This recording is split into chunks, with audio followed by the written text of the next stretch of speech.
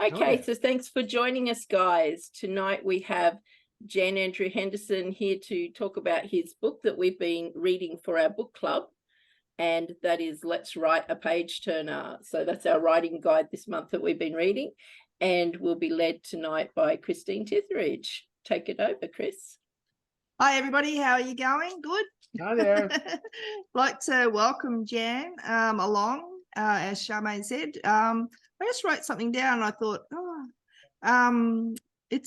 what we're going to do tonight is actually talk to Jan, or we'll discuss his book, just think that he's not there. But if you have any questions throughout, you can just put your hand up and just ask, and I'm sure that he'd be able to answer. I did write down a little synopsis of what I thought of the book, and it was a conversational how-to book that will make you laugh, see reason, say aha, and want to start writing as soon as you're finished. I know this has all happened to me yesterday, actually, when I finished reading it. So I thought it was like having Jan, reading the story was like having Jan sitting next to me. Like, I mean, we're all sorry. Well, it was the way that you wrote it in the book was very conversational and fun. I enjoyed it. Yeah, very easy to read. Yeah. So you'll have to put that in a review for Jan, Chris. That's pretty good. Yeah, sorry, I've got a bit of a sore throat tonight, so things just aren't working. So one of the things that I really liked about it was that he states the obvious. So sometimes we as writers don't really understand what something is. And in this particular book, and I'm talking about, let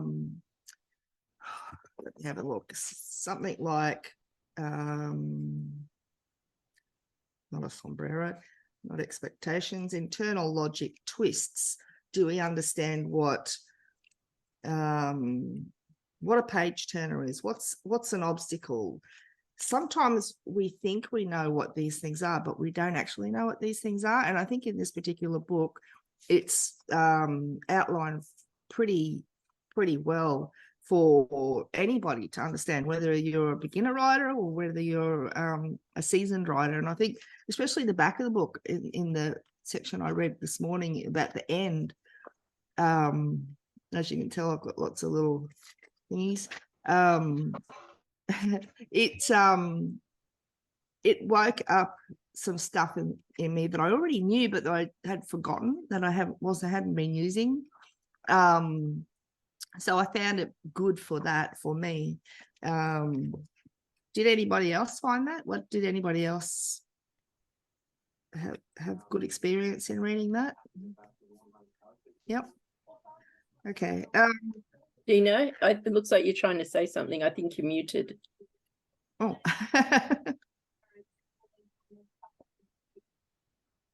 Got it. You can hear me now. Yep.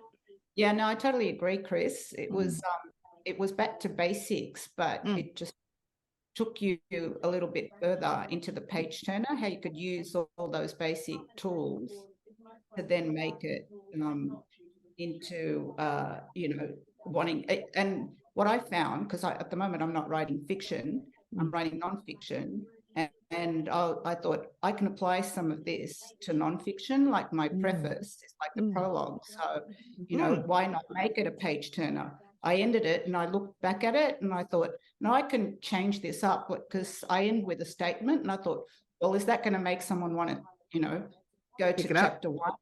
So I re-looked at that using the book. What Jan said. Yeah, that's what I found that too. I thought, let's read. I think I rewrote my tagline this morning, but I do have to say something. I've got to say the word muse.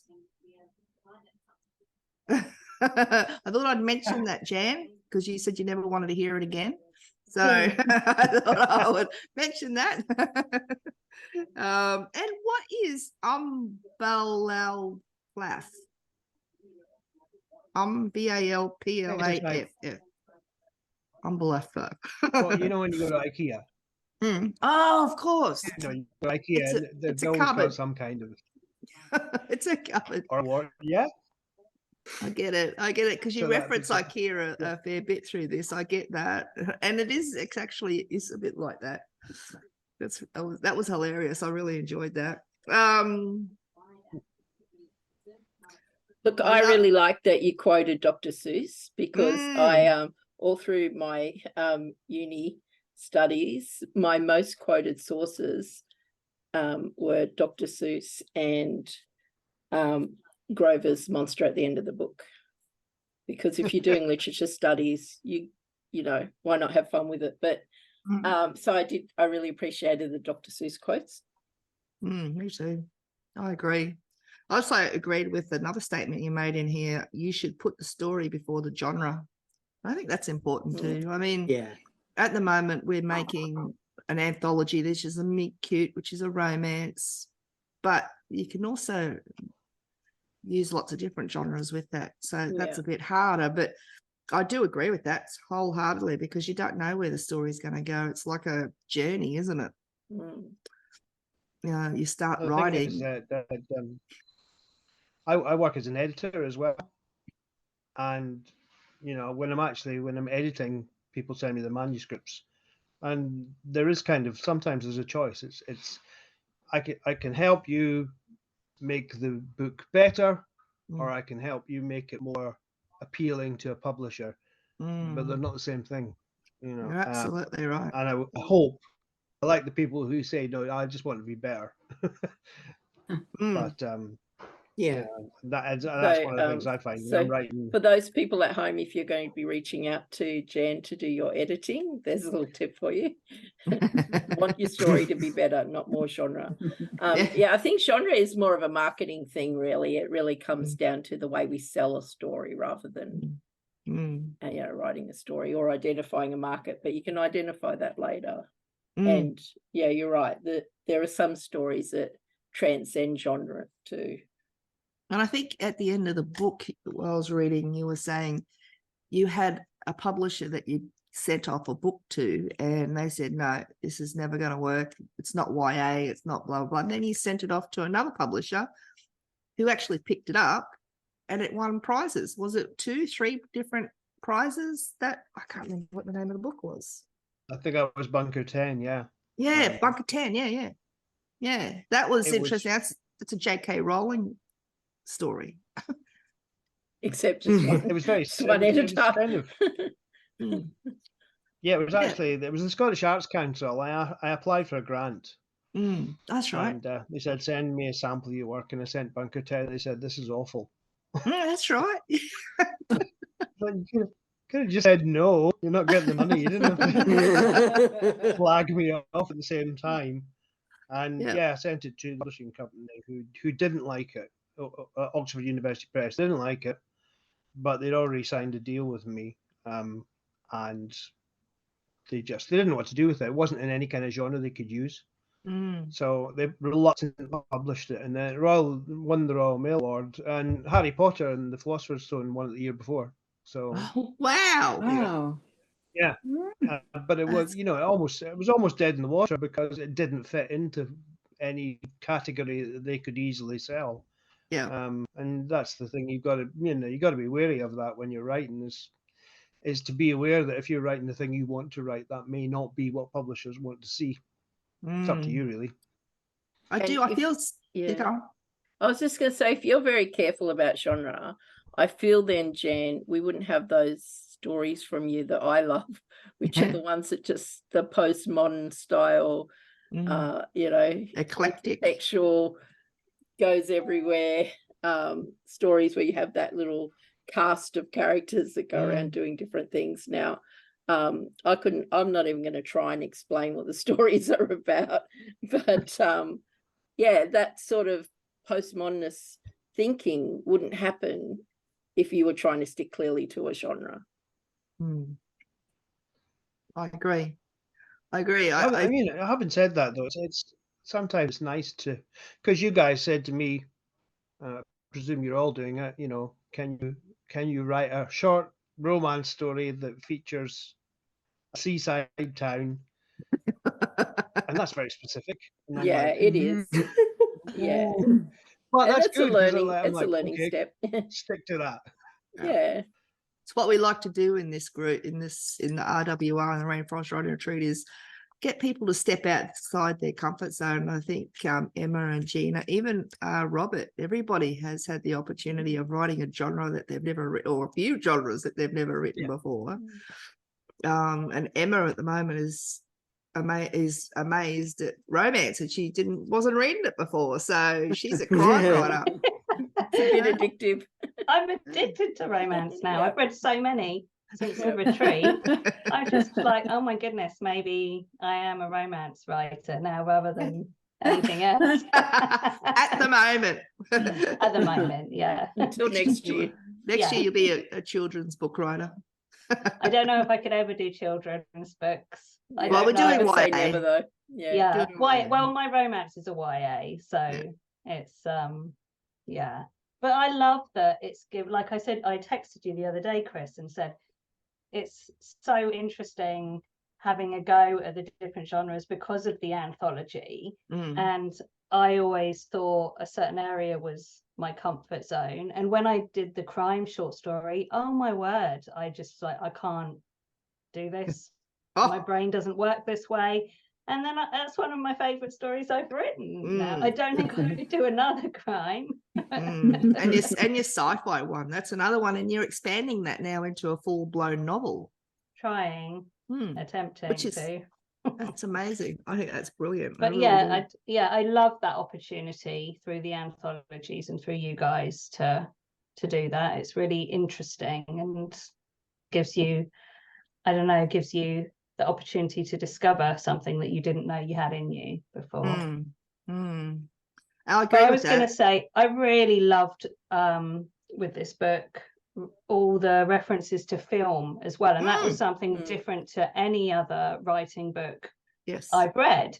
And being I love films, and films and books are my favorite pastimes, and it's interesting that they don't cross over more when you're learning about how to write a story. And so I loved all of the film references and looking at the storylines and the amazing section in Jaws. And I've read a few different things about Jaws recently too, which I've just gone, oh, I love this anyway, but it's even more genius than I even gave it credit for. So yeah, I thought that was really interesting to look at films as well as books within this. I think there's a lot further you can go in. What's your thought on that, Jan? I know that you wrote it in the book, but how prevalent is that sort of as reading to films? Is it on a par? Films, watching films, or? I mean, yeah, when it comes to the reason I put in so many film references, there's all sorts of reasons. Films are great for dialogue. And films have to, a good film shows a character immediately. You're never, unless there's a voiceover, and that's rare, you'd never really got party what the characters think or feel. You can only go by what they say and do. So films are great for dialogue and they're great for character development if you watch how they work. But also, there's a very practical reason as well, in that if you go on YouTube, you can find clips of hundreds of first start the scene from Jaws where they talk about where the delivering the Hiroshima bomb and when the SS Indianapolis sinks and the sharks attack, and it's a short story in microcosm. It's absolutely brilliantly done, and all you have to do is look it up on YouTube and it's there. So it's and I do online courses as well, and especially for kids who have, like myself, a very short attention span. So I use films a lot to demonstrate things to them, and it just naturally made its way into the book as well. I'm still working on it. The book's a work in progress. That's the first version. In the end, because as time goes on, I'll keep adding. In the end, it's going to be twice as it is now, because I want a proper big reference book that can be used. But I just wanted to, I wanted to put it out first of all, just to sort of see how people reacted to it. But it seemed to be very positive. So that's good. And It's it is not very fiction. much a reference book. It is that you can, as you go through it, especially for new writers that are a bit overwhelmed when they're learning how to write and they didn't realize it would be hard. They can go through it and they can see different aspects, like as simple as, you know, understanding the difference between a metaphor and a simile and things like that. I really love the exercises. So if it's evolving, I'd just say more exercises. More exercises. Yeah, I love Right. to take the chapter or short story and change the setting to think about, well, if you set this somewhere completely different, what would it be like? And we do see, you know, that's an exercise. If you don't have your own story, you can take a scene in Hamlet and set it on a spaceship, or you know, if To Kill a Mockingbird was set in Australia in the 70s. Gone blank on the name of that book, but it's already done. Yeah, so you could do that. These things have started to come up on YouTube as well. If you go on YouTube, you now actually see scenes. You'll see Game of Thrones, but they've got Elmo in there rather than one of the. And they actually do that, you know. Yeah. Or they'll put Arnold Schwarzenegger into Little Orphan Annie and make him, and they're brilliant. That's Yeah. It's like they're not, you know, you don't take them Well, serious that's when you're writing, basically but Kindergarten Cop. I wasn't mean, yeah. that's a great movie. It is a great movie. Yeah. Robert, how do you find the book? So if anyone's at home, just reminding you, we're looking at, let's get this right. There you go. Dina's got Everybody it. hold their book up. I was just, Mine's yeah, on my that's better. Kindle, sorry. There we go. Oh, it's I blurry. got one. It's all blurry.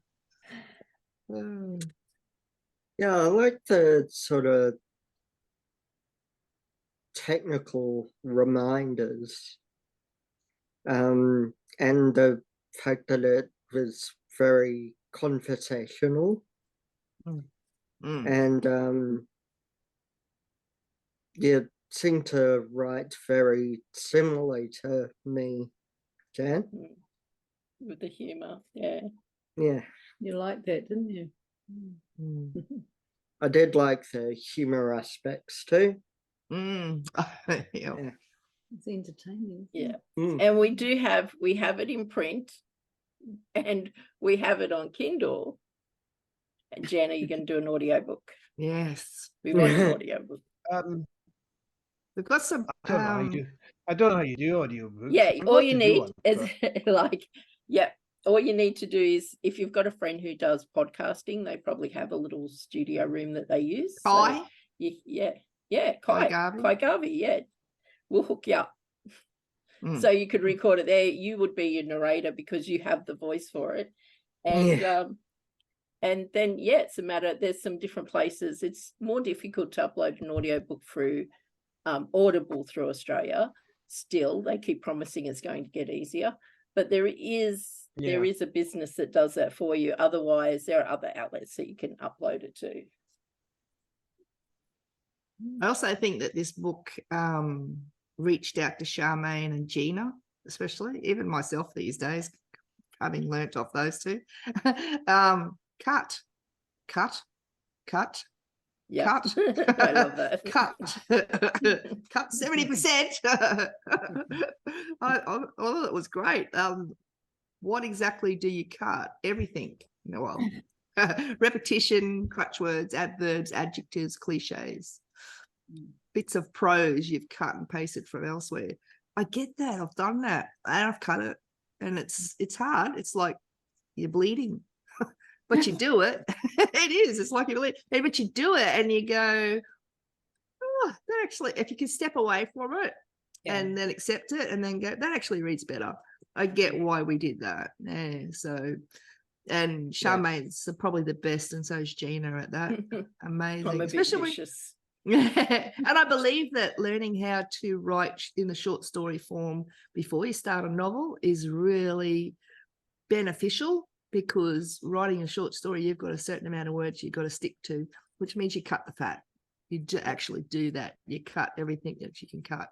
You cut the characters you don't need. You cut the man, the doorman, and if Get it down to a haiku. Yeah, that's right. Get down to a haiku. It was 7 words. But yeah, it's that's really, really, really, really, really important in all books, to be honest, because you don't want to be fluffing around. But I must say that short story, isn't it? Pardon? I was going to say the short story. I don't really write short stories all that often, but writing the shine and splashy one for you guys, I was suddenly aware that because it's only 4,000 words, like every word counts. Yep. Exactly. And if every word counts, you don't superfluous in there has to be, you know. Sorry if I sound strange, by the way. I had one of my teeth removed yesterday, and it's still talking about funny. You're By breaking up a choice, bit. or do you owe some people money? It wasn't my choice. Believe me, it was just a necessity. Oh dear, I can't remember what I was going to say now. It's gone out of my head. I think it was seeing if you can replace 5 words with 1 word. You know, start to write like that. And I think all of us here are very good at it now. Or everybody that we can see here, we're getting very good at it. And it's impressive. So otherwise you wouldn't be able to keep 4,000 words. And usually we write to 3,000, not 4,000. We put an extra 1,000 on. Try writing a whole story in 3,000 words. That's hard, but it's doable. But it does do what you're talking about in this book. It actually helps that, I think, writing in short form. So, what did I have it down here? Originality of idea. I agree with you. There's no original ideas. Yep. Me too. Yeah. You take an idea and you tweak it and you add your own flavor to it. And I agree with that. And I think Charmaine pounded it into me at one point. There's no original stories. Everything that's ever been written, any story, any idea has been written. But maybe we can join the stories together, like you were just talking about, Charmaine, and do a sci-fi and a crime and see what we can do, or fractured fairy tales, things like that. Let's have a look how we can change things around and tell a different story in your own voice and a new voice. And actually, that's another point that when I was reading this book, I really enjoyed, was write it in your own voice, because I think when we first start writing, we imitate our favorite writers, and depends on what type of reader you are, how your voice comes out. I found it very interesting to see how people's voices change when they feel more comfortable in their writing, when they're sitting in their writing, I suppose. Because I'm not a big flowery writer fan either. I don't like reading it. I don't like watching it on movies or anything. And I don't like, writing it. And I'm not good at it either. And there are people out there that are. I keep trying to remind myself simple writing is often better. Make it clear. It's so true. Jan touches on, it puts one of the big parts in there about that, and I thought, wow, that's exactly what we try to teach, that stuff. I love that, Robert, and you've really come along. You've really understood that too. You know, we've been really enjoying your stories that you've been writing lately too. It's been brilliant. Yeah, Robert's found his own voice. Yeah. And look, I think emulating another author is a natural progression when you're first learning how to do anything. So if you first start out in art, you copy someone's style until you find your own. And probably, Chris, you would know in baking, when you first start baking, you bake other people's recipes until you start to feel confident enough to play with it yourself. It's so true. So true. And you have failures. There's always a loaf of bread that's not going to rise. And that teaches you something. And it teaches you. So next time you know how to fix that. It's true. It's true. So you can have a new problem next time.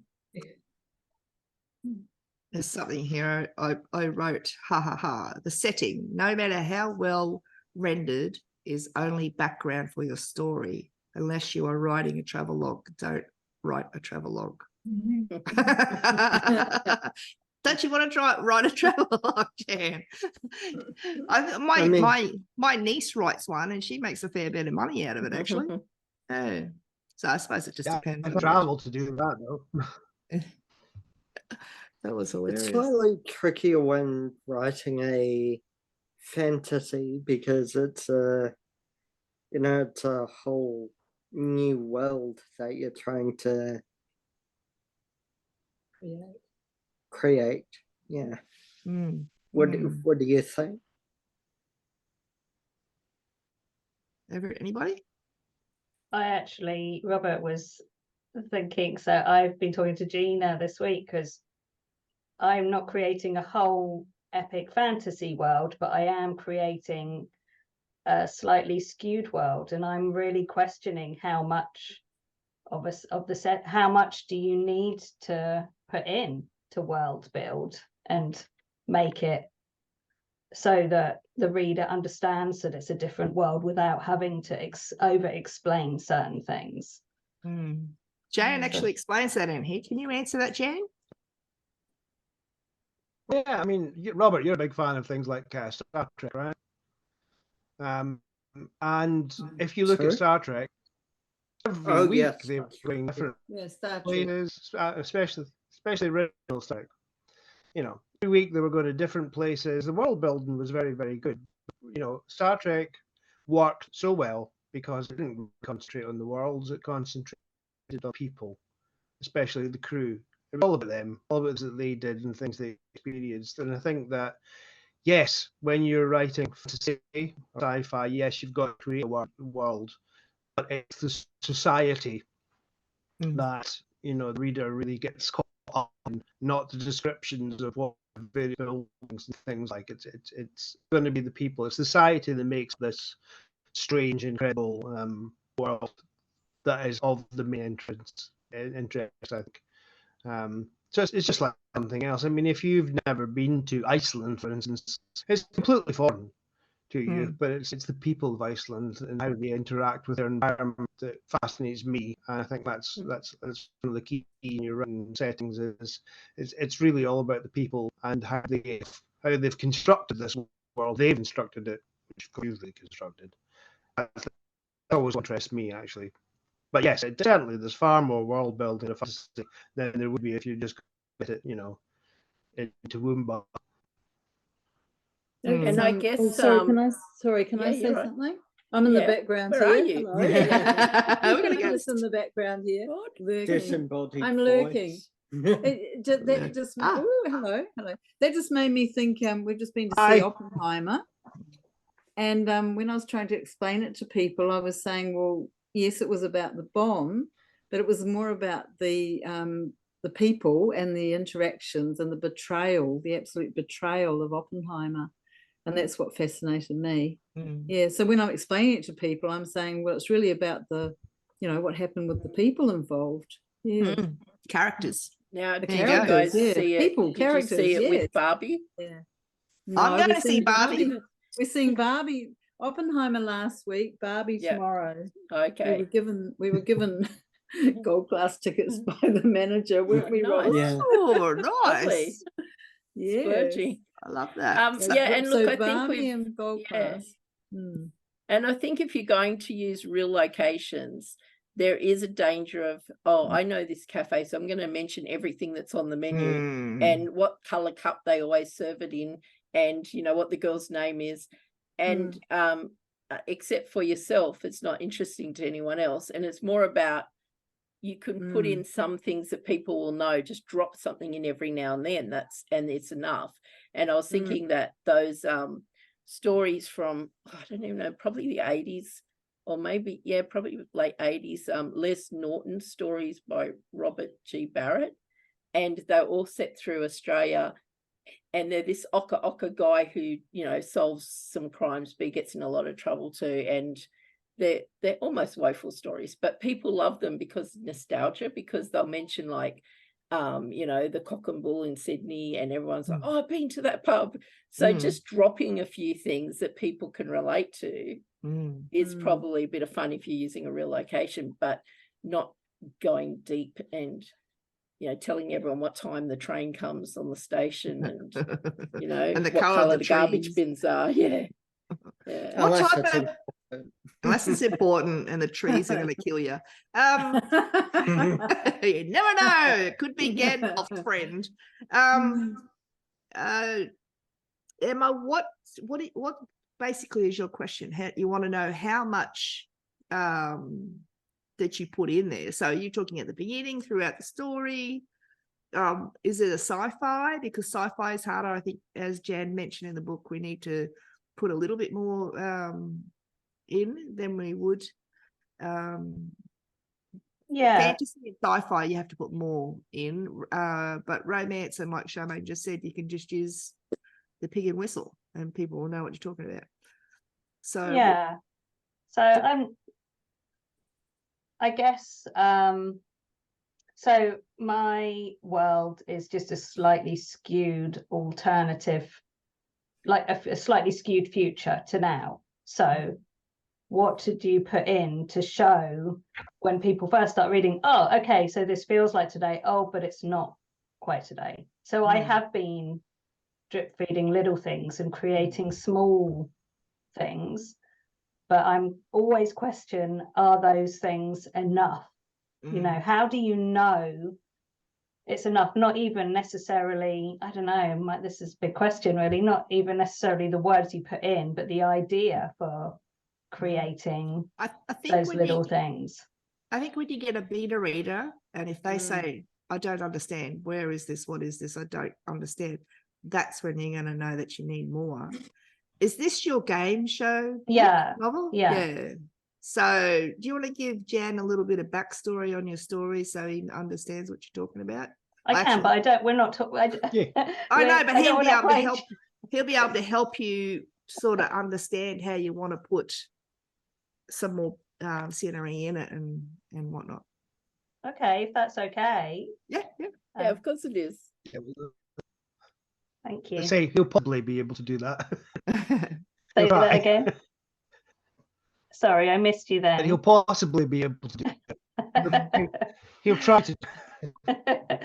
So the story is about a slightly skewed future where it's set in the UK.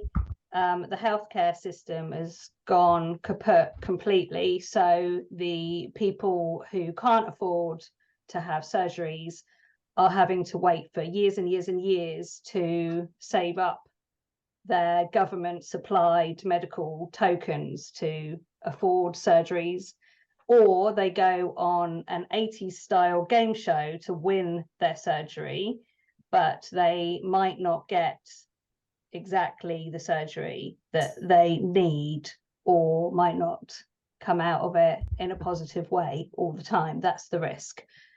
So the world building is to do with the healthcare system and how that is affecting society. And I have included certain bits to show the world through the media, through what's happening at hospitals, what's happening with the medical tokens, what's happening to individuals, and also the game show itself is a world building exercise, because I feel like I'm making all these different things. I said to Gina the other day, I haven't even written my first novel and I'm trying to create 2 other separate things. It's breaking my brain a bit.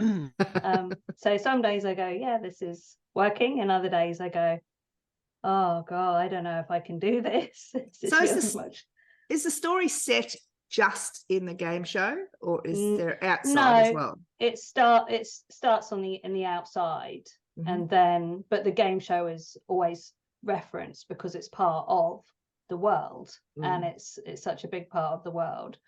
So, and then the main character has to go through the game show and then come out the other side of the game show, and then it's what happens out the other side as well. So the game show itself is like the middle, but then there's quite a bit either side too at the moment. I can honestly say it's not going to be saggy. There'll be no I don't saggy middle know. in this story. It feels saggy. As I was working on today, I did chop today, and then go, oh, I don't know if I've taken out too much now. But yeah, and also I very much focus on details, and I have to be very careful of that because I like my details, but that can be. You've done a lot of research too, though, because I mean, you've attended how many game shows to do this? You've gone to so many on TV game shows, but that's more for fun now. I'm like, oh, okay.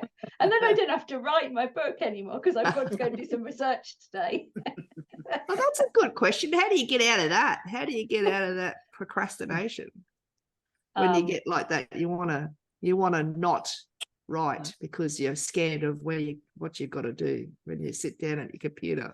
Sometimes I just sit and cry for a day, and then that gets me out of it. Research. Call it research, Emma. The crying. That's definitely research. I think there's a lot of tears in this book. So yeah, sorry, it's a bit of a long-winded answer there, but and the reason that you're having troubles, I think, is also because it was a short story in one of our anthologies and you've expanded it. And I think, Jan, you touched on that in your book too, taking one thing and then trying to put things around it or in it or through it. So have you got any experience with doing that yourself, or any nuggets of information? Yeah, I was thinking what Emma was saying as well. And sometimes I think that the writers, they feel the need to explain more than they have to. Imagine, for instance, you guys have seen MasterChef, okay? Mm-hmm. Yeah. Yeah? Yep. You've seen MasterChef. You know what it's like. So if you and your friend are talking MasterChef, you just talk about it. Yeah? Now, if you're in a world where MasterChef doesn't exist, okay, you'll see where I'm going. Imagine a world where MasterChef does not exist. Say in this world that we live in, there's no such thing as MasterChef, okay? And you have an idea, I'm going to write a story, and it's got this program called MasterChef. You're not going to go into detail about what MasterChef is and what it entails, what it is. You're just going to tell your story, and MasterChef, concept is fairly simple. I think the same with, the same show. Rather than explain it all, you simply accept that the world that you're telling a story in, you, the reader, everybody else is in that world, and they simply know what the game show is. So instead of going into detail, this is how the game show works, you just assume, make up your world, and just assume you're living in it, and assume the readers are living in it as well, and just go like that rather than explain the thing. And then the readers will pick that up. It's like when I do this, someone, or I'll read a big long sentence. Instead of that sentence, there's a word I don't understand. I don't need to look that word up. I can understand what the word means from the context of a sentence. And I think when you're doing world building, it's the same kind of thing. You don't have to go great lengths to explain certain aspects of that world, like a health service and game show. You just present it the way it is, and the readers pick that in a different world. But they'll pick up the way the game show works. If in this world, they'd never seen MasterChef, and they would pick them up. I feel like convoluted explanation, but I think that's to me, that's one of the ways. I assume everyone knows what it is, and proceed from there. Yeah, I like that way of thinking. The just assuming. It made me think of something else to ask. Oh, sorry, I'm just writing something down. What was I going to say?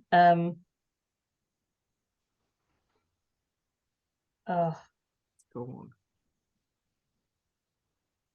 on. I guess that's what it was. I overthink as well about how much things are going to jar readers out of the story. So I have a certain amount of, okay, yeah, this can work, and this is the game show, this is the world. But then sometimes I think, well, you know, is that believable? And it doesn't even have to be anything too major.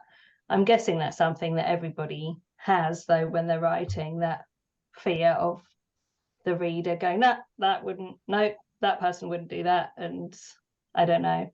I think I just massively overthink everything all the time. And I probably would if it was this story or any other story, even though I think in my head right now, writing another story would be easier than writing this story. I don't know. They're all hard. It doesn't sound particularly far-fetched to me. I mean, that's the thing. It sounds, especially written these days, it sounds perfectly blue. Yeah, well, that's kind of why I've been thinking about it and writing it. It just feels like it might not be too far off. In fact, one of the guys I interviewed, who's been on a load of quiz shows, the amount of people he's met who have just been on to win money for surgical treatment. So it's just one step away, really. I love the whole concept. Well, the whole concept, the way that the Medicare and everything's going, takes so long to get an operation these days. So I understand. New Zealand's even worse than here. Oh, and UK is just shocking. It's like every time when we were back over Christmas, the news every day, I was just having to write notes all the time because it was just so ridiculous, all the different things that were happening to people and being dramatized by the media too. It's I think my niece, she just had a hysterectomy. I think she had to wait 3 years for it, and she was in absolute agony for 3 years. It's dreadful. Yeah.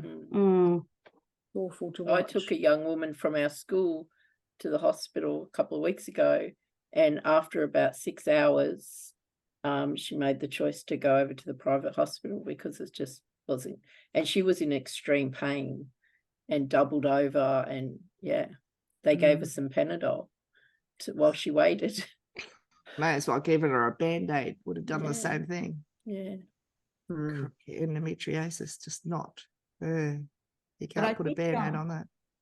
I think what Emma is like worried too is all the details. And I think like given all these stories, everyone knows about the health system and how bad it can be and how desperate people can be to go on a game show to get an operation. And I think the details of the game is what is like probably frustrating you because you've got to create this whole world. But like Jan said, you don't need to. Like Hitchcock had the MacGuffin, like it was secret papers. No one knew what the papers were, but yet everyone was chasing these papers. We're more interested in the chase than what's in the papers. And I think that's true. You might get away with just the struggles of these people and their journey to this game show is more important than the game show itself. You don't need to read every single detail. And I think maybe that's what you were talking about, like having to build 3 different types of things, the game show, all the characters and the plot. And that was very overwhelming.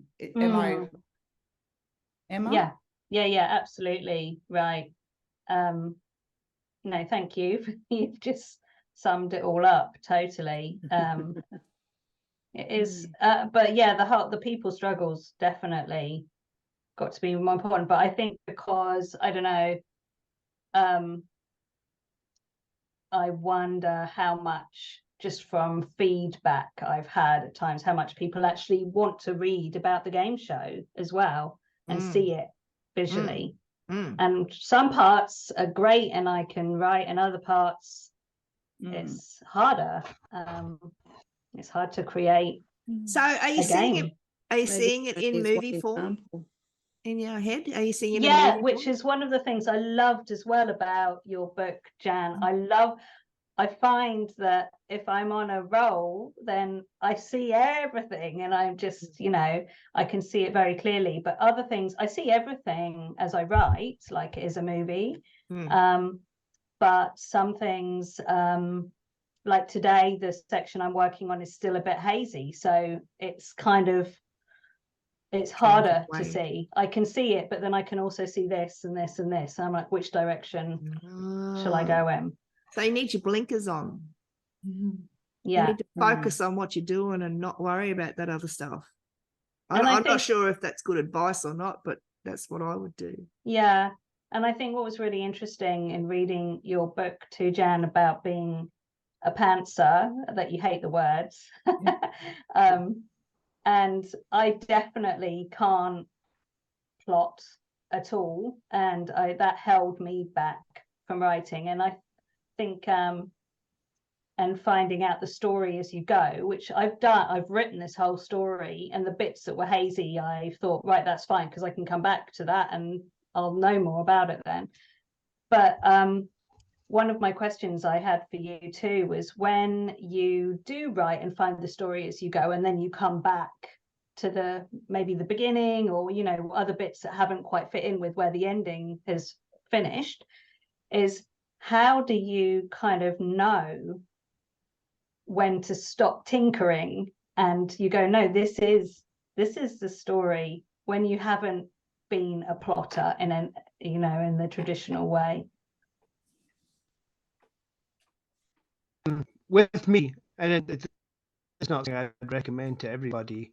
I do go back and change things so they'll fit the story, but not much. It's it's like being on a river that keeps forking all the time. So you've got a bunch of forks you can take, and you pick one, but you don't go back. I just keep going, and when I get to the end, it's done. And then I'll move. Okay.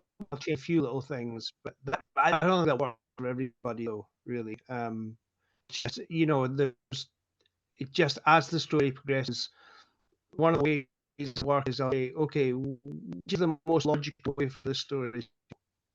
Right, I'll go the other way. And I get to next fork, and I'm right. Where should this story? What will people be expecting? They'll be expecting to go this way. Okay, so I'm going to go that way, and I keep doing that until I get to something I know is an end. I think you should have an ending, an ending in your head before you start. You don't have to do it. That's the way I do it. But with your book, it seems to me that it's a great premise. It's got the best of the worlds, because it's got a fantastic arc in that you can sort of go quite in depth into what these games are if you want, excitement, sort of adventurous thing. But this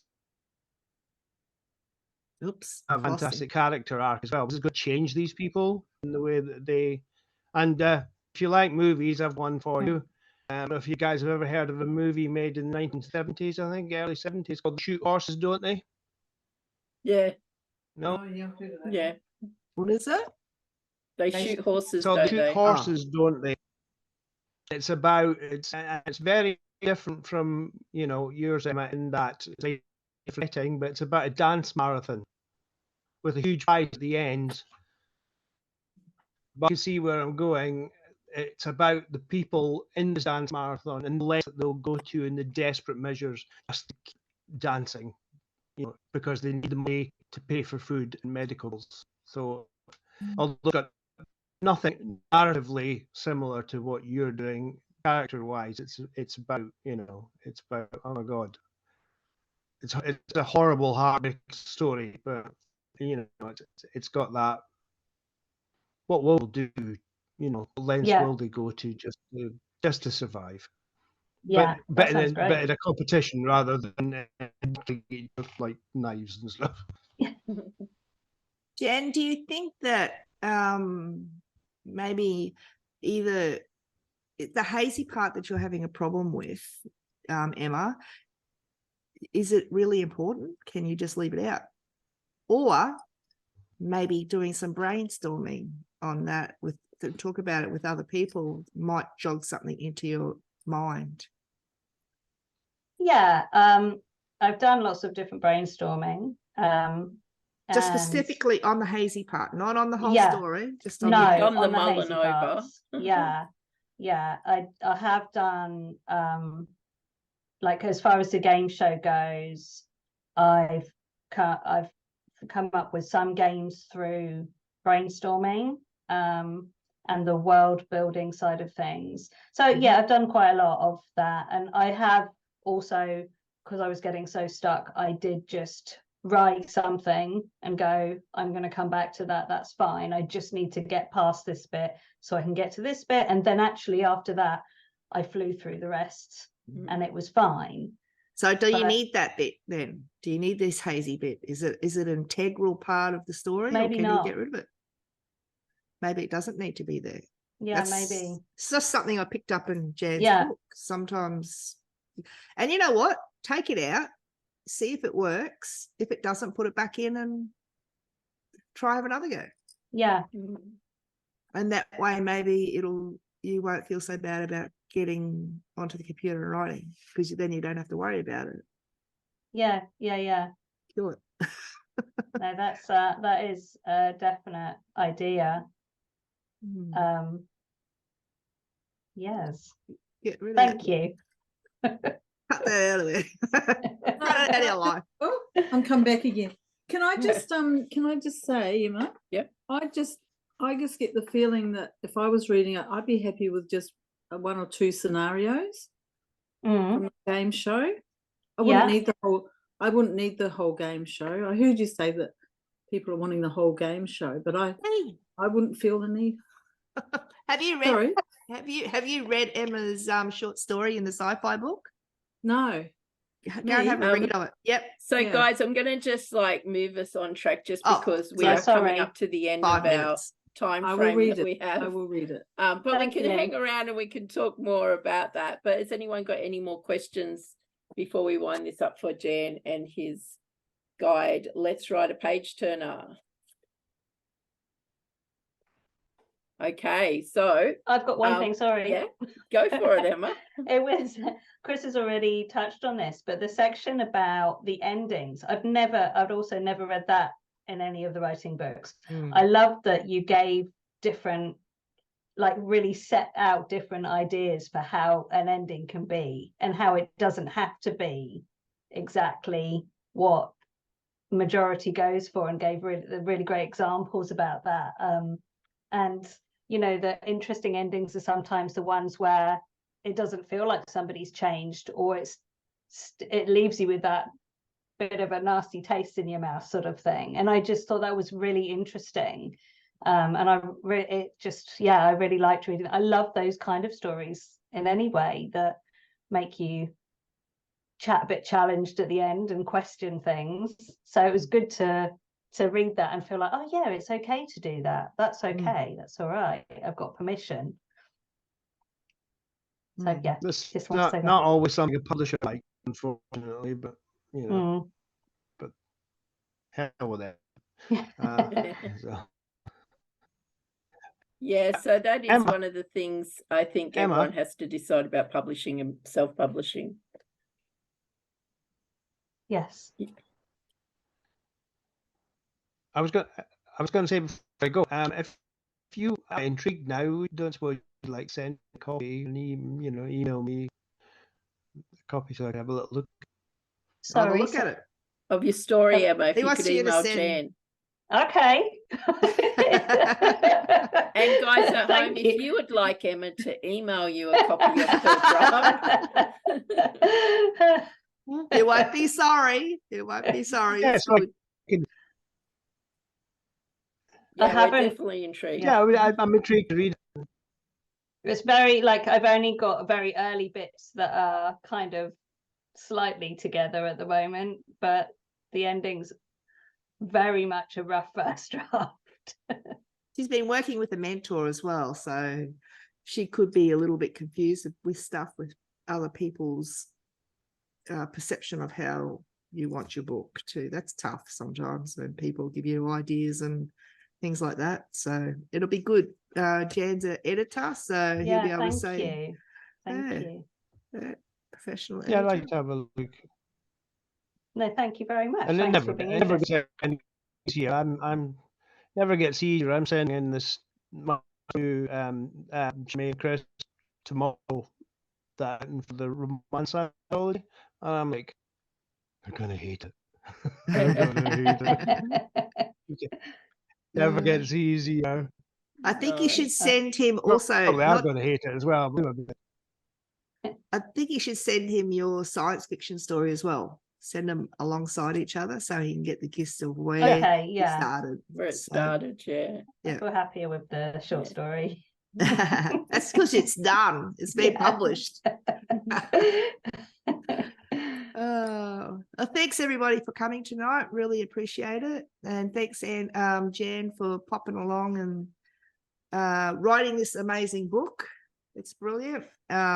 Really, really enjoyed it. I think everybody here did. And from what I can gather from other people who couldn't make it tonight, who sent their apologies, they also enjoyed it as well. So well done. Thanks. So guys, if you have been viewing from home, we've been looking at Jan Andrew Henderson's writing guide, Let's Write a Page Turner. It's available in paperback and Kindle everywhere where you tend to buy your paperbacks and Kindle. Jan joined us at the recent Rainforest Writing Retreat, and we did some of his activities at that retreat when he ran a workshop for us, and that was brilliant. And it was romance this year. Next year, we'll be writing for children. So if you're interested in writing for children or young adults, check us out, rainforestwritingretreat.com, or find us on Facebook. You'll find us. Just write a message and burn it into the wind, and we'll come and see you. So thanks for joining us, guys. And everyone here, you can hang around for a moment. We can chat, but I'll end the recording here.